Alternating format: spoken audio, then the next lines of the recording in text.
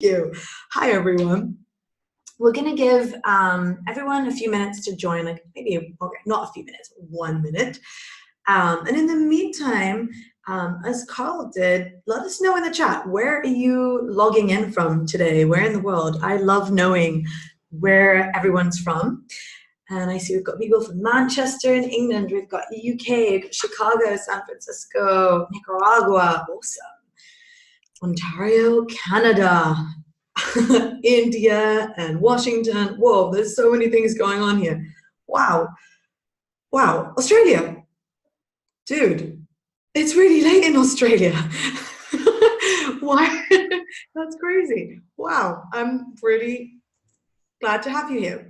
All people in Australia and in India. That's really, it's like half midnight or something, right? In India, or half 11. Anyway, me and time zones. So, hi everyone.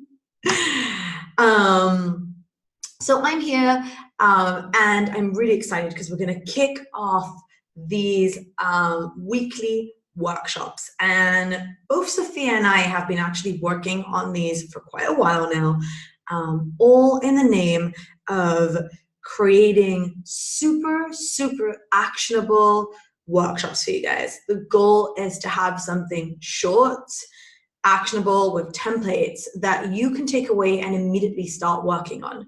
So as I mentioned in my email, we do have guides and we have blog posts and stuff, but they're never as good as our workshops. So in these weekly webinars and workshops we'll be doing, I really hope to give you everything that you need to get started immediately. And today we are talking about customer surveys. But before I dig into that, let me tell you a few things. So this is Sophia over here, who you can see. And Sophia will be joining on all our calls. She's here to help us out in the chat, to make sure that I'm not missing anything, in the Q&A section, to make sure that there's any important questions are being answered.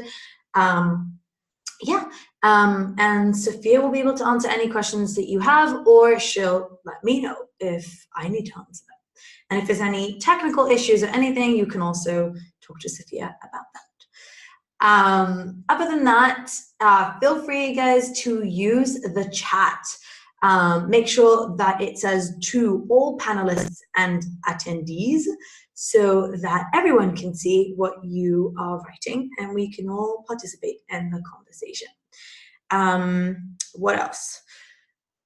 I intend for this workshop to be very short. As I said, I want it to be super actionable, and I know that everyone's working or going about their evening, so I want you to make the most out of it. So to do that, I do recommend putting your phone on silent, or what I do is I place my phone facing down, because otherwise all the pings and the dings and dongs get me distracted. Closing tabs and anything that you can, just so that you really make the most out of this workshop today. So having said all that, I think we can get started. Let me make sure we have everything ready. Awesome. So the cool thing is that we are talking today about customer surveys, and I'll get into it real soon, but customer surveys are probably one of the biggest tools that I use today to increase conversions for my clients. It's something that I will not take any project on without being able to do a customer survey or a visitor survey on my clients' websites. And my students also know it's a must. You have to conduct them. And what I want to do today is tell you about the ways I use customer surveys or visitor surveys, and I'm going to give you an exact roadmap and a template for using them yourself. So we also have a free worksheet you can use with all the questions that we ask and all the rules and stuff like that. Okay, so let's get started. I'm going to share my screen. Okay. And I'm going to open chat so that I can see things, and also so Sophia can let me know if anything needs my attention. And hopefully everyone should be able to see my screen now. And we're gonna get started. Okay. And yes, to all who are asking, there will be a recording of this webinar with on our blog with the templates and everything. So if you can't attend every single workshop, you don't have to. Obviously, it's best to attend live because you get to ask a ton of questions, but just a side note. Okay, so when I talk about surveys, I don't mean surveys to discover the age of your customers or their geographical location, their gender, their household income, or if they like the design of your website. Those are not the type of surveys that I'm referring to. My goal when I run surveys is to go deeper. It's to identify the reasons behind your customers or your clients' decision-making process. So when I talk about surveys, I mean conducting a survey solely to find the messages that you should be using on your website or your landing pages or your emails for that matter. Surveys that will reveal what to say and how to say it on your page. So we're talking about surveys to reveal what hesitations people have about your solution, what pains they're experiencing on a daily basis, what features users love the most, or what features visitors are most excited about. I use surveys to find out what the messaging hierarchy should be on a page, the order of what we should say on a page, what objections need to be addressed, what anxieties people had before converting, and basically there's just so much you can find out, like how your solution impacts people's lives and much, much more. So when we get started with surveys, there's really two types of, well, there's actually many types of surveys that you can run, but you can and should run surveys on two types of people: your website visitors and your existing customers or your clients. You can definitely create surveys for like customers who are more long-term paying customers and people that just converted, but I'd start with the first two: visitors who haven't taken any action with you yet, and customers who are either new customers or have been with you for a long time. The more, the merrier. Now, when I do visitor surveys, that means I'm doing a survey on the website, and I like to use Hotjar. It's really easy to set up and launch, and you can actually do it for free, even with their free version. It will just say that it's promoted, that it's by Hotjar on the pop-up, but it's just a really cool tool to use. Now, the goal of surveying your visitors is to find out their intent, what motivates them to come to your website, what their biggest pain is, what their hesitations are right now, from taking action with you, and what they're missing from your page. Now, it's a really cool way to just kind of really identify what people are looking for. And I think it's so imperative to understand this, because most companies, most brands, when they run a survey on a website, they focus solely on, do you like the website? Or what almost stopped you from buying today? All sorts of questions that don't really give you enough information. So my goal is to use surveys to really understand who these people are. Now, one thing that I'd suggest with a visitor survey is to segment it, because if you don't have a lot of traffic, that's one thing. But when you have quite a lot of traffic, we don't want to interrupt their journey or be too intrusive. So I like to set these visitor surveys in a way that either only appears to people who are visiting the website for the second time, which means I'm giving people who are on the website for the first time a minute to process what's going on. Or people who have scrolled a certain amount of the page, or that they've been a certain amount on the page, or they've seen a certain amount of pages. So this is a screenshot of Hotjar, which is what I use to run visitor surveys on my website. To answer your question, Christy. And you can see here, this is just a screenshot of how they how you can segment these surveys on your website. So you can decide what devices to show it on. You can, of course, decide what page to show it on. And what's really cool is you can also decide when to show it. So does it show immediately after the page loads? Is it after a delay of a certain amount of seconds? So for example, if you know that the majority of people spend 30 seconds on your homepage, you might want to set the survey to appear after 40 seconds, for example, just because you know that the people that stay longer are probably more interested in the website. You can decide to show it to someone only when they're about to leave the page, or you can decide to show it when someone scrolls halfway down the page. To me, I usually go for when someone scrolls halfway down the page, just because I know that usually means that someone is more interested, he's more engaged, or she is more interested in what I have to offer. So for me, those are kind of my go-tos when it comes to visitor surveys.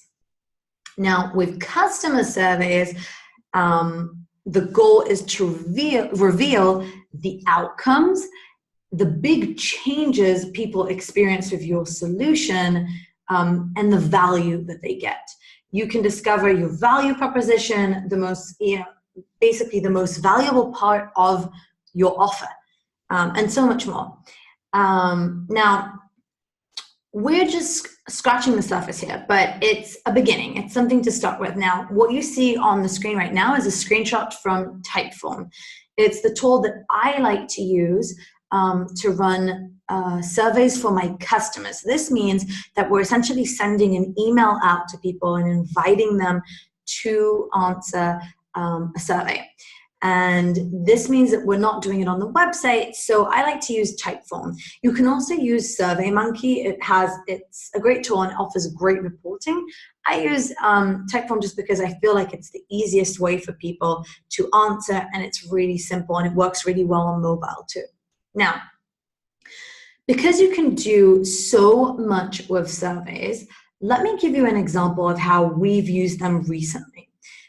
We recently did some work for an online parenting program, and they have a very big list of students who have taken their course or are currently taking it. And they've also got many, many people coming to their website on a daily basis to learn more about their services or read their blog posts or take their tutorials. So we created 2 surveys. The survey we conducted for the website visitors was segmented to people who aren't customers, obviously, and that they visited the website more than once. And here are some of the questions that we asked them. So one of the questions we asked is, which of these describes you? We had multiple different options, but these are the options we actually offered. So I know I need help. I'm just looking for the best solution. I'm considering this company for the first time, not sure if I need it, or I know I need this company's program, I'm just here to enroll. Those are the 3 main answers we got. We got additional ones, but those are the 3 ones, the ones that people answered the most. Now, we use the answers here to identify where people are in the buyer journey. I've spoken about this before, but it's called stages of awareness. And what's really cool is that when you understand where a person is in the buyer journey, it helps you understand what type of messaging you should be showing on your page. So for this company, we were actually working on their homepage. And what's really cool here is that it helped us understand that most people are problem aware. They know they have a problem, they know they need help, they're just not sure what would work best for them. And other people were saying that they do know of other options out there, and now they're trying to figure out if this is the right solution for them. So it helped us craft the right message for the people that were coming to the website according to their user journey. Now, another question we asked is, what one problem are you hoping to solve with this company? So we got multiple answers. My child isn't listening, yelling, sibling conflict, backtalk, power struggles, difficult behavior, tantrums, etc. We use the answers to basically rank the pains, the daily struggles, and the challenges that prospects deal with so that we could craft a more meaningful message on the homepage. So we wanted to show empathy to their situation and show prospects that we understand them and their specific challenges. So this is a really cool way of just telling someone, hey, we know what you're dealing with on a daily basis. We know how hard life is, and we know that you are dealing constantly with children that aren't listening, or that you're constantly yelling, or that your kids are constantly fighting. And that really does make people feel like you understand them and know them really well. So another question that we asked people, again, visitors of the website, how do you currently deal with parenting problems? So many people said they were yelling. A lot of people were saying they just don't know what to do. Timeouts, consequences, asking repeatedly, and such and such.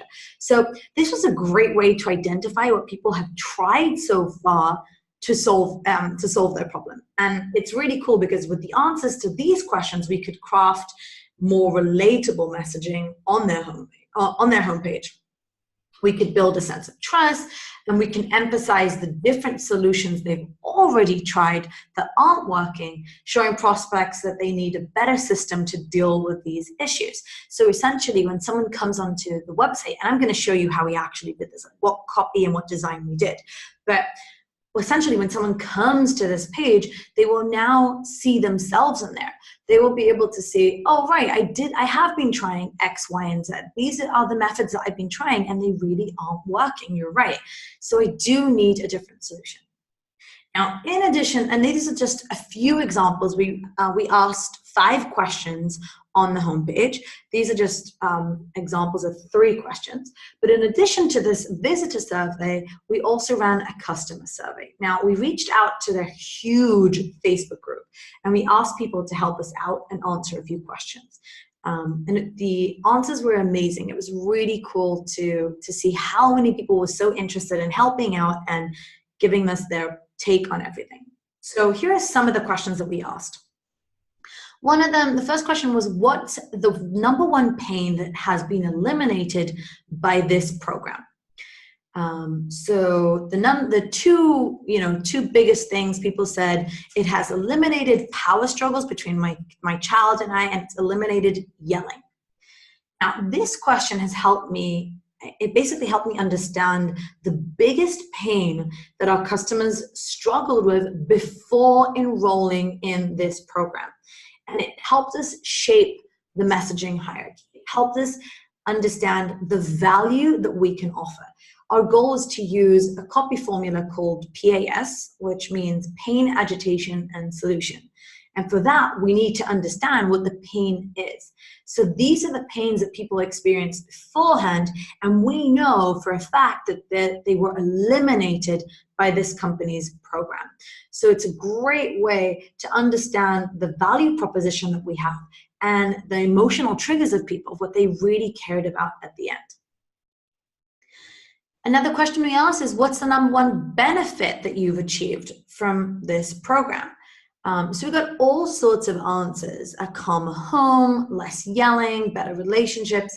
And this was basically our way to be able to highlight the specific values that parents can gain from taking this program, and highlight the positive outcomes they can achieve. Another example, another question that we asked is, what, if anything, convinced you to purchase this course? This was a really important thing for us because we were debating what type of call to action we should have on the homepage. Should we ask people to take a webinar to see a free webinar and a free class, or should we just send them immediately to the course information? Most people said that what really convinced them was the free webinar, the video, that free session that they watched. So it was a no-brainer for us to know what CTA we should be adding to the website. So instead of sending them to the pricing or the course curriculum, we can feature that free class. Now, we also asked customers what their biggest hesitations were going into the course and what almost stopped them from enrolling.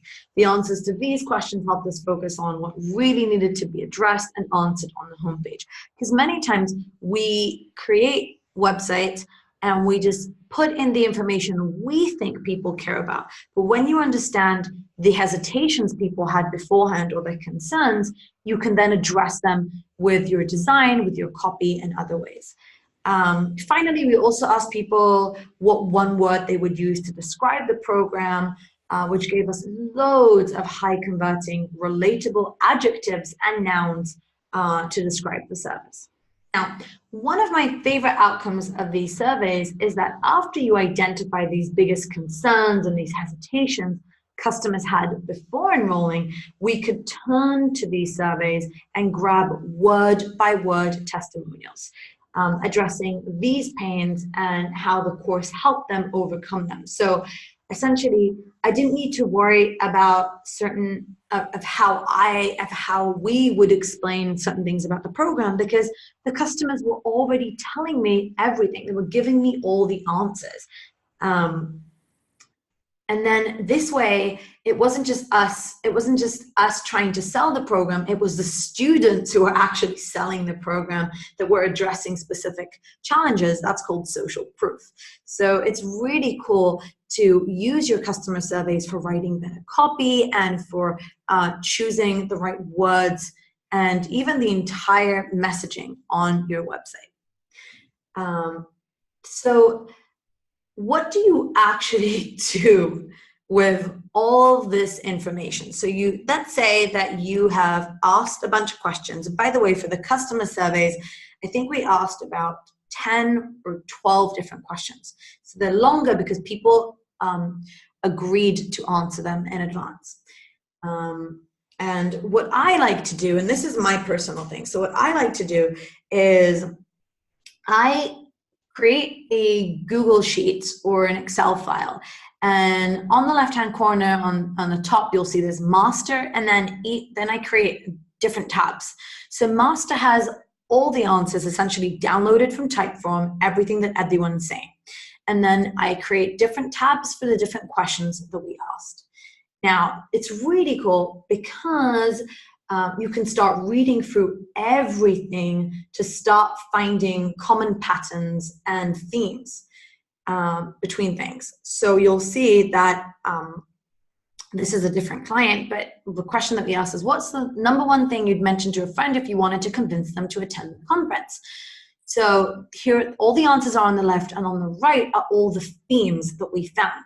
And we aggregate them into groups. And that way, we can start seeing numbers, we can start seeing percentage. So most people would recommend the content, or most people would recommend the ROI or the atmosphere. This is just a snippet of it. We had 500 answers. But what's really cool here is that you start to see these patterns. It's easy to kind of sort out in Google Docs. And what's really cool is you actually learn a lot by going through all the answers. Now, I know that this sounds crazy, but the best way to do this is actually manually. And I say this for two reasons. One is that rather than getting a tool to do it for you, and there are different tools that can aggregate all these answers for you, you actually get to see all the raw answers people give you and learn a lot from them. And the other thing is that you'll be able to identify patterns you can use later. Plus, you'll also get quotes and testimonials to use. So, for example, I highlighted here in blue and in gray some really powerful messages and things that people were saying that I could use on the website. So it's, and also, you know, finding people that I may want to interview and all sorts of stuff. So this is a really cool way of doing it. Now, let me show you what the outcome of something like this looks like. So if we go back to the parenting program company, we did all of these surveys and we tried to figure out the messaging behind it. Now we understand the highest value that customers find. We understand the pains. We understand what people struggled with and what people are struggling with. And we start crafting our new homepage or a new variation or a new A/B test. So we said, for one thing, we said, get your kids to listen without yelling, nagging, or losing control. This company gives you the tools you need to finally put an end to exhausting power struggles with your children. No more tantrums, no more meltdowns, no more guilt. Become the parent you've always wanted to be. Take a free class. Start seeing results and feeling relief within days. Here's another one. Everyone knows being a parent isn't easy, but no one told you it would be like this. Or you've tried everything. Timeouts, reward charts, counting to free, punishments, nothing works. Now, all of this content, the images that you're seeing here, the colors that we're using, everything is all thanks to the customer surveys. Because we were able to really understand what people are going through on their daily basis and their struggles and how hard life is for them with this specific pain, we were able to really stand out. We were able to really trigger those emotions that they feel the most and show them to them on the page. And it really is such a cool way, because at the end of the day, when you sit there and you're thinking, what should I write on my page? Or what images should I choose? Or what colors should I use on my page? We sort of hope that things are just going to fall on us and somehow we're going to come up with these amazing ideas. But when you run customer surveys or visitor surveys, you don't have to make anything up. It's all there in front of you. So it's a great way to actually reduce the amount of work you'll be doing later. So let me share my favorite survey questions that I like to ask visitors on the website. Which of these best describes you? What do you currently use to accomplish a task or a goal? Is there anything you dislike or want to change about how you currently accomplish product or this task or the goal? What matters most to you when you're choosing this type of solution, like the name of the service? And is there anything holding you back from trying this company or this product right now? These are my favorite go-to questions with visitor surveys. With customer surveys, I have other questions. So one of them is, how did you first hear about us? Because we want to understand where most of our people are coming from. Is it word of mouth? Is it a certain type of traffic, a medium? When did you realize you needed a product like X? And what was going on in your world that caused you to come looking for it? What one problem would you say this product or company eliminates or lessens for you? What one benefit would you say you've gotten and valued most from using this company? Why did you choose this product over others or this service over others? And one of my favorites, if this company was gone tomorrow, so if our solution was gone tomorrow, what would you miss the most? It's one of my favorite questions. I got this tip from AG Consult, which is a UX agency in Belgium, good friends of mine.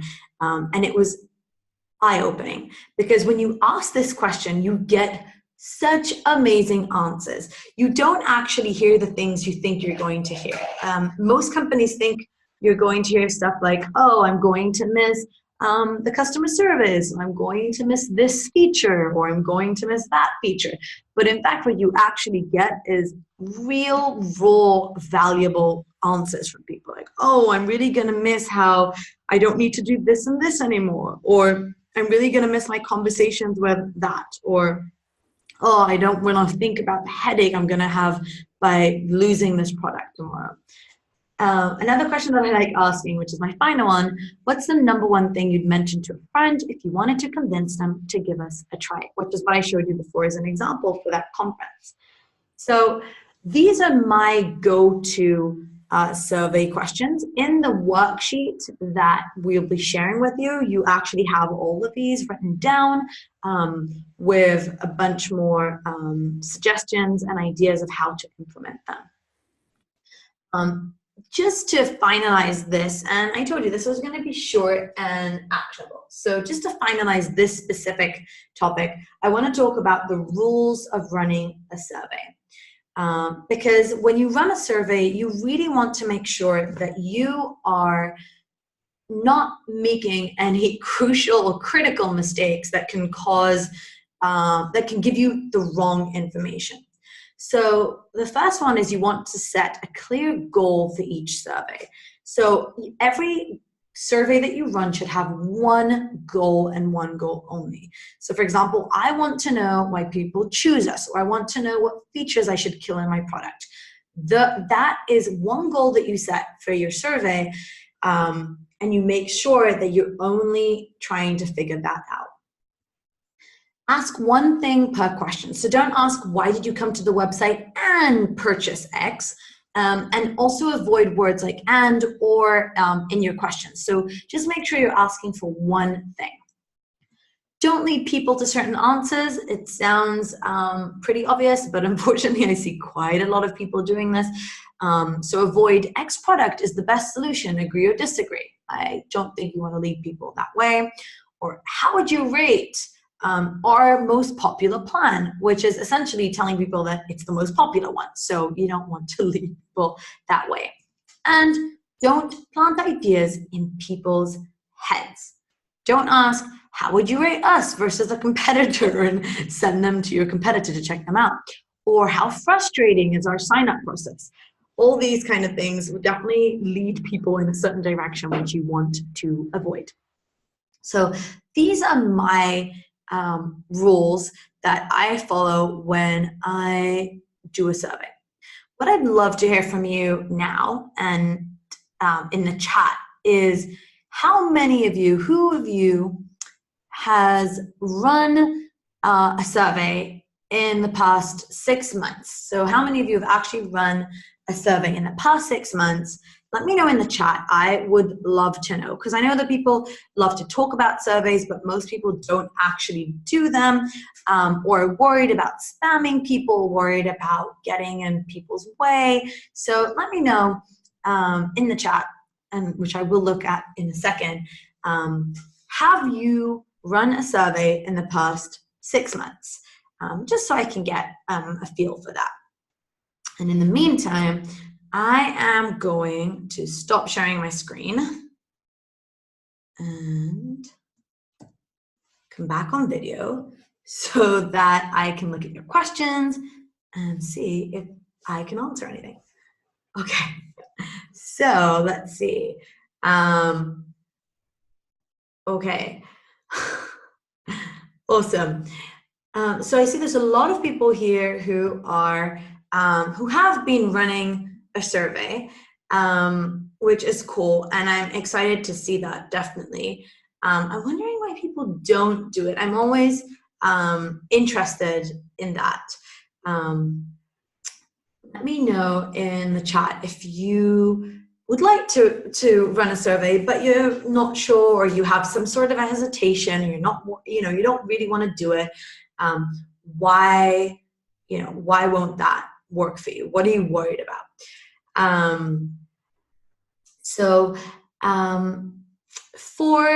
And I see a lot of people here. I'm just going through the chat now just to see what I missed, because I couldn't concentrate it while I was looking at your presentation. I use, for customer surveys, I use Typeform, and I will send you the link for that in a second. Typeform, and I use SurveyMonkey. So both of them are great in terms of running customer surveys. They're really easy and they work really well on mobile, which to me is the most important thing.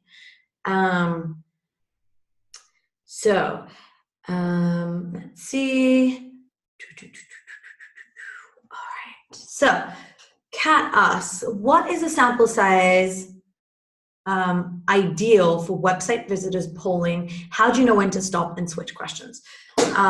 Okay, so to be honest, and this might sound a bit harsh, but I like to get at least 200 responses to a survey.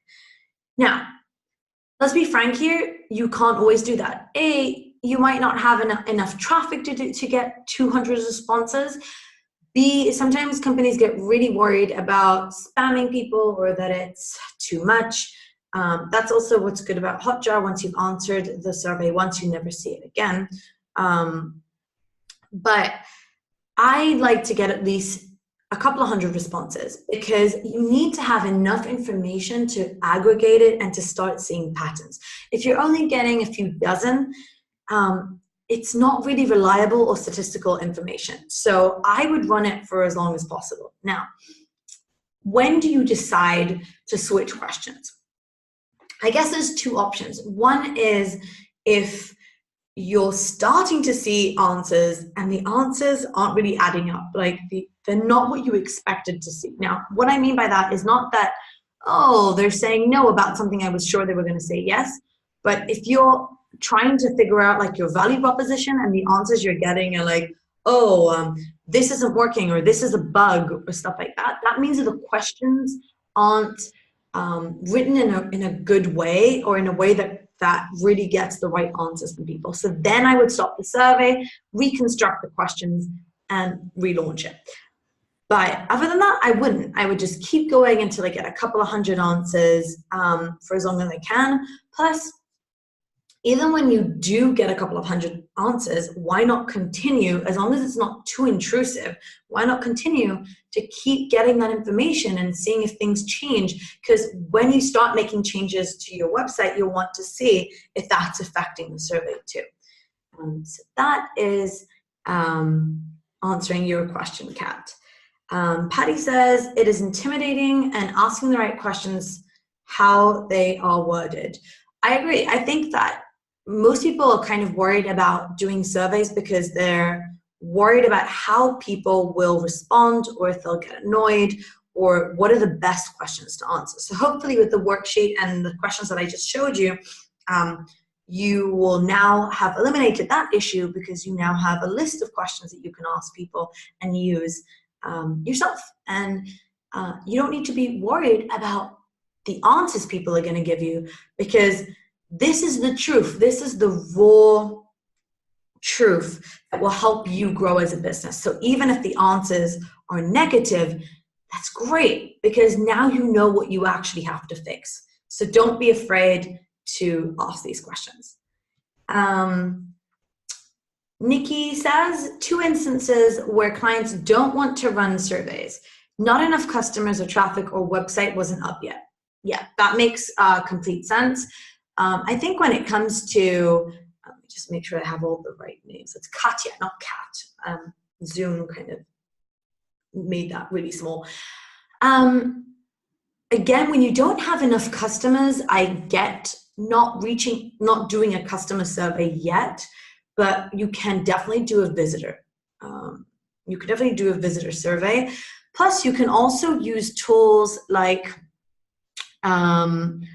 user testing, which helps you because you can put a screenshot of your website on user testing websites, and they show your website to hundreds of people, and you can ask them different questions. So if you don't have any traffic and you're just getting started and you don't know who to ask, then you can use tools like that.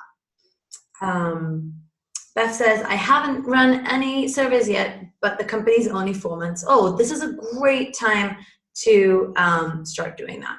Beth, I really do recommend starting with customer surveys and visitor surveys as soon as possible, at least visitor surveys. Deb says, we've used Survey Sparrow. I've never used that. I don't think I've even heard of it, so I'm definitely going to check that out. Megan says, I would love to run surveys, but there is a lot of cooks in the kitchen for questions, messaging, and the concerns to reach out to our customers. Oh, we reach out to our customers too much because we do so much email now. So yes and no. Like, I get that reply quite a bit. I don't want to spam people. I don't want to keep reaching out to people and asking them for stuff. So one thing you can do is offer an incentive. Like, hey, you get 5% off your next purchase, or here's a coupon to buy coffee somewhere, or whatever it is you can offer. Free trial, or extended trial, extended free trial. If you're reaching out to your customers on a daily basis or a weekly basis, which is good, you should be doing that. I would review everything that you're doing to see if you can use any of those emails to just get answers. Now, one thing you can do, Megan, by the way, which would reduce the pain of sending another email, is using your thank you page to survey people. So once someone has subscribed to your list or downloaded your product or signed up to your whatever, or purchase something on your thank you page, you can just ask them one question and say, thank you so much for taking this or for doing this. We really value your business. One question, why did you choose us? Or whatever the question's going to be, ask them one question. People, it's called foot in the door technique. People are far more prone to answer questions immediately after taking one action. They just feel more obligated to do it. Okay. Eric says, what shows your experience regarding the response rate of the survey? I'm not sure that I understood the question, Eric. If you can clarify, that would be very helpful. I want to make sure I answer. Nikki loves taking surveys. I do too. Patty asks, is it best to present your finding in person to clients and stakeholders versus an email with info? How would you present? Always in person or on video. So I don't show that screenshot that I showed you of all the percentage and that I kind of highlighted in blue in the Excel and the Google Sheet. My clients don't see that. What they see is the lovely little tables that we have at the end, and I explain on top what that meant. So if 25% of people answered one thing, I explain what that means and how we're going to use it. But I always do it via video or in a personal meeting to clarify everything and to answer all the questions. When you send things via email, you're missing the opportunity to sell them on everything that you've done, and you're kind of minimizing the work that you've done. You've done hard work, so I would definitely kind of do that in person. Shia says, if emailing survey to existing customers, how do you introduce the survey? Keep it simple. We want to hear from you. I like to keep it simple, and I say calling all marketers, all shoppers, all whatever. We're trying to optimize our website, and we would love to hear from people like you, customers like you. Do you mind answering 5 very simple questions for us? We'll be eternally grateful. If yes, please click the link here. That's it. I wouldn't go overboard. I wouldn't start telling them stories. I wouldn't spend too much time doing anything else. Keep it simple and short.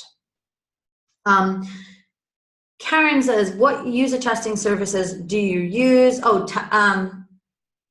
right, you mean, well, I actually was talking about, hold on, let me tell you, user testing. Here we are. I actually use user testing itself. So here, I'll drop in the link for you. Deb, do you think offering incentives skew the results because of the, yes. So that's the minor setback with offering incentives, is that you don't want to offer too good of an incentive just because you don't really want people answering stuff for the sake of answering and just screwing all the results. So if you can avoid offering something, I would. One thing that would be cool is if you can ask people to participate, and then when you are when they answer, you can then write back and say, hey, thank you so much, here's a discount, or here's something like as a surprise. Oh, sorry, Diogo. Oh, okay, sorry, I missed your question. Why shouldn't we use Hotjar for customer surveys? Why is Typeform better for it than Hotjar? So here's the thing. I use Hotjar for visitor surveys because Hotjar is a plugin that you add to your website. So that would mean the people that come to the website get a pop-up or slide-in pop-up that comes in and says, hey, do you mind answering some questions for us? When you're doing customer surveys, you can do 2 things. You can either do them via email, which makes it easier, or if you have a product where people sign into, you can do the customer surveys using Hotjar there. But most companies have a problem with identifying who's a customer and who's a visitor, who is a previous visitor, a previous customer. So it's easier to just send out an email and ask them to respond, or do it on the thank you page, as I mentioned before. But if you have a product and you clearly know that you can show the survey only to people who have logged in, perfect, do that. It's much better because you know these people are actually using the product. So it's a great way of doing it. Moving on, Eric, if you show the survey to 100 users, how many normally answer the questions? What rate can I expect? It really depends on your target audience and who they are. I wouldn't cap it at 100. I would just keep going. When you say showing the survey to 100 users, are you talking about customers or visitors? Because if you're talking about visitors, that's not enough. You just have to have it on the website all the time and hopefully get more than 100 visitors a month to your website.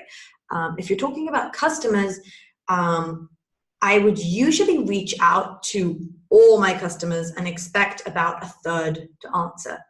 That's the ratio, not always the same. Montreal asks, do you worry about customers misleading you in their answers, maybe unintentionally, for example, if the product was perceived as embarrassing? Okay, that is why the questions are so important. The way you ask the questions and what you ask, because you don't want to ask people embarrassing questions. And when you know what your product is, and if it's an embarrassing situation, you can give them examples. So many times when we're talking about maybe like a product for people who sweat a lot, or someone who maybe is embarrassed by the fact that they snore, I don't know, you can use certain questions where you give pre-answered answers so that it's easier for them to just choose something. Plus, you can do it anonymously and you don't have to ask them for their information. So you would lose on the idea of getting testimonials, but at least you would get correct answers. So you can tell people that they don't have to leave their information, but if they're interested in getting a call back or something from you, please leave your name at the end and your email and we will contact you. So that's how I would approach it. Okay, I think I've answered all the questions in the chat. Let me just quickly make sure I haven't missed anything in the Q&A box, because that's different. Okay. We have Henkian, hopefully I said that correctly, says, how do you get more people to take a customer or a client survey so your data is more reliable? Coupons, gift cards, etc. I feel people in general are a bit tired of taking surveys. Definitely could be you. I suggest not kind of putting your issues on other people. But as I mentioned a second ago, I would definitely say that you should try and stay away from incentives and gift cards and coupons, just because you don't want people to try to kind of answer in a skewed way. But if you're really worried that people won't agree to do so, then definitely just offer something, but make sure it's not too big of a thing like an iPad or something that people will just jump in and give you random answers. Greg asks, how do you recognize survey fatigue for existing customers? When does that set in? Well, for existing customers, if you're sending out an email, all you have to do is send it out once, and that's it. You never ask them again to do so. I wouldn't. So they shouldn't experience survey fatigue at all. And it's all about the timing of when you send things. So you can send a survey within 24 hours of them converting, and they shouldn't have any fatigue from you because you've barely reached out to them before. Katya, okay, answered. Tiogo, answered. And how do you convince Henkian, I really hope I'm saying your name correctly, asks, how do you convince people to do a survey when prospects think they already know their customers good enough? Oh, that is such a big question. So I'm assuming that what you mean is that you are doing this for your clients, and your clients are absolutely sure they know everything they need to know about their customers.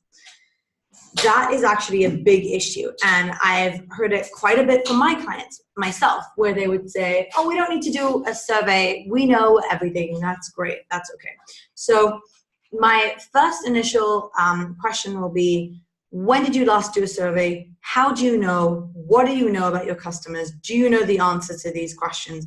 Great. Let's run a survey anyway to make sure this is updated data and that it's correct. Now, as I said, I don't take on clients that won't agree to do a client survey or a customer survey or a visitor survey. Like, you have to do that. That's part of my process. So that's what I do. But I know how hard it is dealing with people that think that they know everything. I've had clients like that. You'll be also kind of surprised by when you actually show the results to people, your client might actually say, that doesn't sound correct. I know them better than they know themselves. So there's all sorts of things.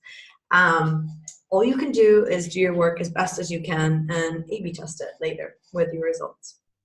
Okay, so we've been going for 45-ish minutes, and I wanted to keep this as actionable and as short as possible because I want you guys to have a great end of your day or continue working, whatever you're doing. So here's what's going to happen next. Over the next few days, we're going to upload the recording of this session with screenshots of everything that we've spoken about today, plus a worksheet. And the worksheet includes all the rules for the surveys, all my favorite survey questions, and everything that you need to get started with surveys.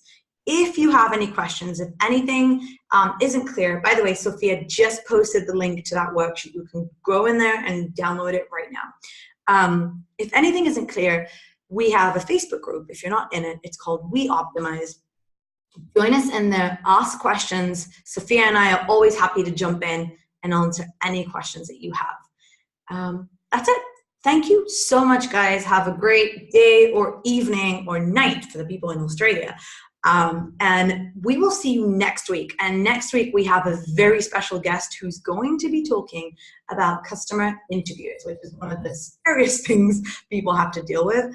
But Nikki's going to show us how she uses customer surveys to increase conversions. It's phenomenal. Plus how to optimize your products themselves and the solutions that you're offering. So it's going to be really awesome.